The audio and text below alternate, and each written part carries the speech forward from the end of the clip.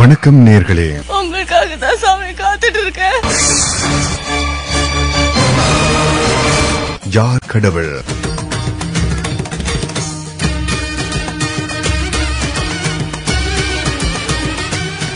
கனடிய தமிழ் ஒலிபரப்பு கூட்டுத்தாபனூடாக மீண்டும் உங்களை சந்திப்பதில் மிக்க மகிழ்ச்சி அடைகின்றேன். நான் கடவுள் இல்லைன்னு எங்க சொன்னேன்? இருந்தா நல்லா இருக்குன்னு நான் சொன்னேன்.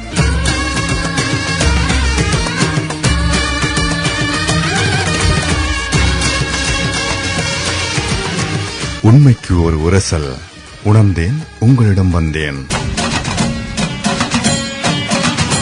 உண்மையை கொஞ்சம் உரசி பார்க்கலாமா? शतमानं भवति शतायुः पुरुषः शतेन्द्रिय आयुष्येवेन्द्रिये प्रतिष्ठति.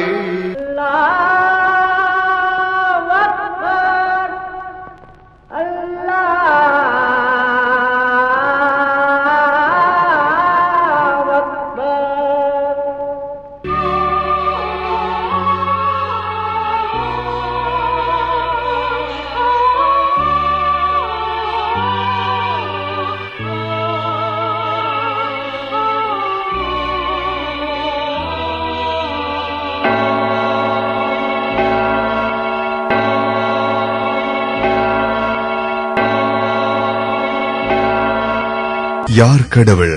வணக்கம் நேர்களே. இன்றைய யார் கடவுள் நிகழ்ச்சியில் கடந்த நிகழ்ச்சிகளில் 3 சமயத்தை நன்கு படித்து அறிந்த சமயத்தை போதிப்பவர்களின் உலகத் தோற்றத்தின் முன் கடவுள், உலகத் தோற்றத்தின் பின் கடவுள், படைப்புகள் பற்றியும் உயிரினத்தின் தோற்றம் பற்றியும் பாவத்தை பற்றியும் பார்த்தோம். அவை பற்றி ஒரு மீளாய்வுடன் அதற்கு அடுத்து வரும் நிகழ்ச்சிகளில் நேர்களோடு நேரடியாக நேர்களின் கேள்விகளுக்கு பதிலளிக்க வருகிறார்கள். எனவே நிகழ்ச்சியை கவனமாக கேளுங்கள். சந்தேகத்துக்குரிய கேள்விகளை குறித்துக் கொள்ளுங்கள். நேரடியாக அடுத்து வரும் நிகழ்ச்சிகளில் கேட்க முடியும்.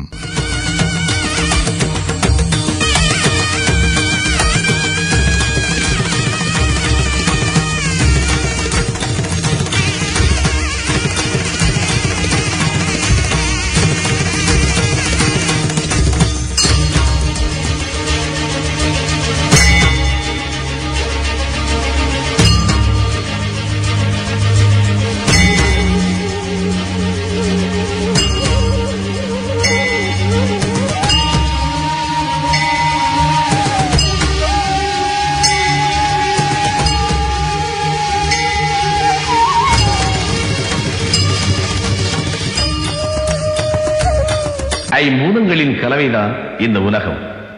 ஐம்பூதங்களின் கலவைதான் இந்த மனிதன். நிலம் வேதம் பார்ப்பதில்லை, நீரும் வேதம் பார்த்ததில்லை, ஆகாயத்திற்கும் வேதம் இல்லை, தீயும் வேதம் பார்ப்பதில்லை, காற்றும் வேதம் பார்ப்பதில்லை. ஐம்பூதங்களும் வேதம் பார்க்காத போது ஐம்பூதங்களால் ஆக்கப்பட்ட மனிதனை உனக்கு மட்டுமென்ன 1000 வேதம்? இந்த கேள்வி தீ எங்களுக்குள் ஒரு வேள்வி வளர்த்தது. அந்த வேள்வியின் வெளிச்சத்திலும் வெப்பத்திலும் பிறந்ததுதான் யார் கடவுள்?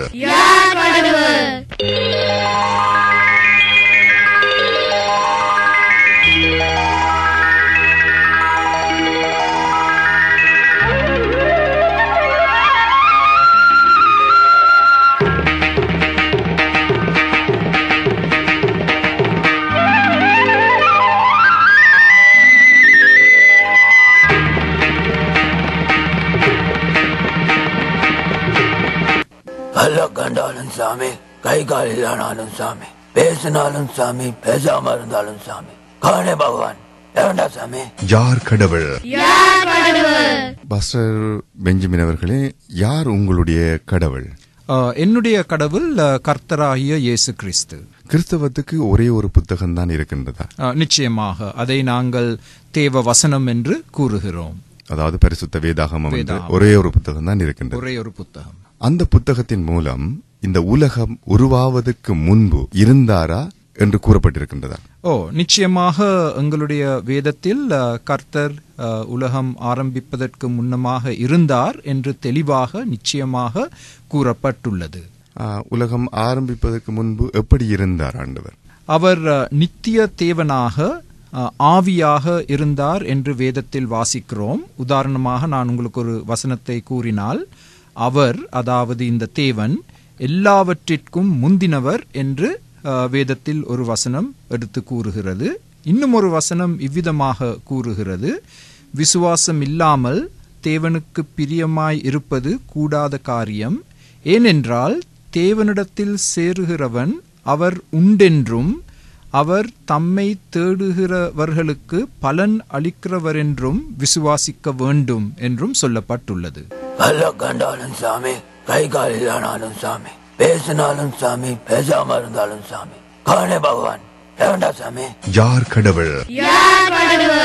இந்த குரான் என்றது உங்களுக்கு ஒன்றுதான் இருக்கின்றதா? அதுக்கு அதிகமாக வேறு குரான்களும் இருக்கின்றதா?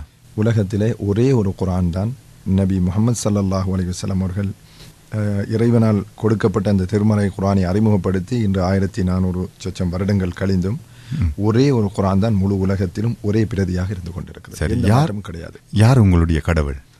எங்களுடைய கடவுளை பொறுத்த வரைக்கும் இந்த அகிலங்களை, அண்ட சராசரங்களை படைத்து பரிபாலிக்கக்கூடிய ஒரு சூப்பர் பவர், ஒரு ஒரு ஒரு எல்லாவற்றையும் மிஞ்சிய ஒரு சக்தி அல்லாஹ் என்று நாங்கள் பேர் சூட்டி அழைக்கக்கூடியவர்.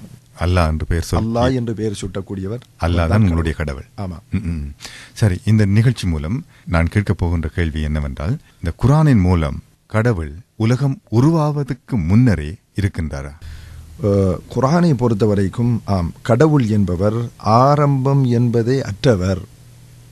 ஆரம்பம், அவருக்கு ஒரு ஆரம்பம் கிடையாது, அவருக்கு ஒரு முடிவும் கிடையாது. அந்த மாதிரியான ஒரு எல்லாவற்றையும் மிஞ்சிய ஒரு ஆற்றல் உள்ளவர் என்பதை திருமறை குரான் சொல்லுகிறது. அப்படி என்றால் இந்த உலகம் ஏதோ ஒரு ஆரம்ப ஒரு ஒரு நிலை இருந்திருக்கிறது, இதற்கு முன்னால் கடவுள் இருந்திருக்கிறார் என்பதை திருமறை குரான் அப்படி நமக்கு சொல்லுகிறது. கல்ல கண்டாலும் சாமி, கை கால் இல்லைனாலும் சாமி, பேசினாலும் சாமி, பேசாம இருந்தாலும் சாமி, காணே பகவான் ஏண்டா சாமி. யார் கடவுள்? வணக்கம் டாக்டர் லம்போதரன் அவர்களே. வணக்கம் வசீகரன். உங்களுடைய கடவுள், சைவ சமயத்தின் முழுமுதற் கடவுள் யார்? உங்களுடைய கடவுள், சைவ சமயத்தின் முழுமுதற் கடவுள் யார்? சைவத்தின் கடவுளை பற்றி அல்லது கடவுள் கொள்கையை பற்றி 1-2 வார்த்தைகளில் அல்லது 1-2 நிமிடங்களில் சொல்லுவது என்பது கடினமான முயற்சி தான். சொல்லுவோம் நாங்கள். யார் அறிவார் இந்த அண்ணல் பெருமையை, யார் அறிவார் இந்த அகலமும் நீளமும், பேரறியாத பெருமை ஒன்றதன் வேரறியாமை விளம்புகின்றேனே. எங்களுக்கு இதனுடைய ஆழம், அகலம், வேர் அறியாமல் இருக்கின்றோம், ஆனாலும் அறிந்ததை விளம்ப முயற்சிக்கின்றோம். சிவபெருமான் தான் முழுமுதற் கடவுள் என்று இருக்கின்றாரா? இதில் சொன்னபடி பேர் அறியாத பெருமை ஒன்றதன் வேர் அறியாமை விளம்புகின்றேனே. ஒரு நாமம் ஓருருவம் ஒன்றும் இல்லாதானுக்கு, அப்படி நாமம் உருவம் இல்லாதவனுக்கு நாங்கள் அந்த சைவத்திலே எப்படி சொல்லுகின்றோம் என்று சொன்னால், அவருக்கு அவருடைய வடிவத்தை, அவருடைய நாமத்தை சிவம் என்று குறிப்பிடுகின்றோம். இதை சொல்லுவார்கள், அகலமாய் யாரும் அறிவறிது. அகலம் என்றால் உருவம் இல்லை, நாமம் இல்லை, எங்களுடைய அறிவால் எட்ட முடியாது, இப்படி ஒரு வானொலி கூடாக விளங்கப்படுத்த முடியாது நிறுவருக்கு. அந்த அறிவு சகலமாய் வந்ததென்று உந்தி பெற. சகலம் என்றால் உருவந்தாங்கி, வடிவந்தாங்கி, நாமந்தாங்கி வந்தது. இது வந்தது என்றால் ஏதோ நாமல் கடவுளை மனிதன் படைத்தது என்பதல்ல, தானாக தந்தது என்று உந்தி பெற. அது தானாகவே அருளினூடாக எங்களுக்கு வந்தது. அதை சிவம் என்று சைவத்தில் நாங்கள் குறிப்பிடுகின்றோம். அதைவிட புத்திசாலியாக இருக்க வேண்டும். இந்த கடவுளை மனிதன் படைத்தான் என்று கண்டுபிடித்தவர் இருக்கிறார்கள், அவர் அதை விட சூப்பர் ஜீனியஸாக இருக்க வேண்டும். உண்மையிலே என்னென்று கேட்டால், எங்களுடைய சைவம் கடவுள் இருக்கிறார் என்பதை ஒத்துக்கொள்கிறது.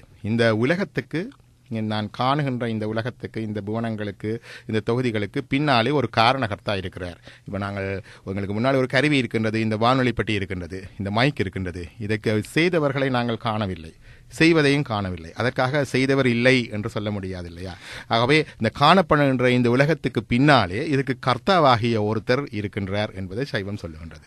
கல்ல கண்டாலும் சாமி, கை கால் இல்லைனாலும் சாமி, பேசினாலும் சாமி, பேசாம இருந்தாலும் சாமி, காணே பகவான் ஏண்டா சாமி. பூஜ்ஜியத்துக்குள்ளே ஒரு ராஜ்யத்தை ஆண்டு கொண்டு புரியாமலே இருப்பான் ஒருவன். அவனை புரிந்து கொண்டால் அவன் தான் இறைவன். யார் கடவுள்? சரி, அவர்தான் இந்த உலகத்தை உருவாக்கினாரா? இந்த தேவன் தான் இந்த உலகத்தை உருவாக்கினார். ஆதாரபூர்வமாக கூறப்பட்டிருக்கிறதா எப்படி உருவாக்கினார் என்று? உலகத்தை அவர் எப்படி படைத்தார் என்ற கேள்விக்கு அவர் சர்வ வல்லமையுள்ள தேவன் என்றபடியாலும் அவர் அறிவுள்ள ஞானமுள்ள தேவன் என்றபடியாலும் அவர் இந்த உலகத்தை படைத்தார் என்று நாங்கள் வேதத்தின் முதல் வசனத்தில் வாசிக்கின்றோம். ஆதியிலே தேவன் வானத்தையும் பூமியையும் சிருஷ்டித்தார் என்று தெளிவாக சொல்லப்பட்டுள்ளது. அதை நாங்கள் விசுவாசிக்கிறோம். எப்படி படைத்தார்? அவர் இந்த உலகத்தை எப்படி படைத்தார்? அவர் வார்த்தைகள் பேசுவதின் மூலமாக இந்த உலகத்தை படைத்தார்.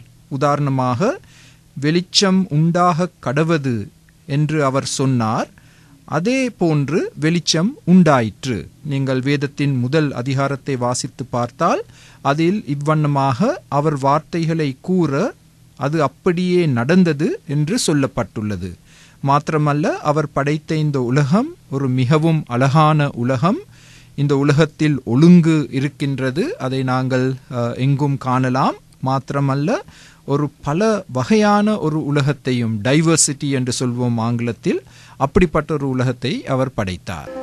கண்டாலும் சாமி, கை கால் இல்லானாலும் சாமி, பேசினாலும் சாமி, பேசாம இருந்தாலும் சாமி, காணே பகவான் சாமி. யார் கடவுள்? சரி, அவர்தான் இந்த உலகத்தை உருவாக்கினாரா?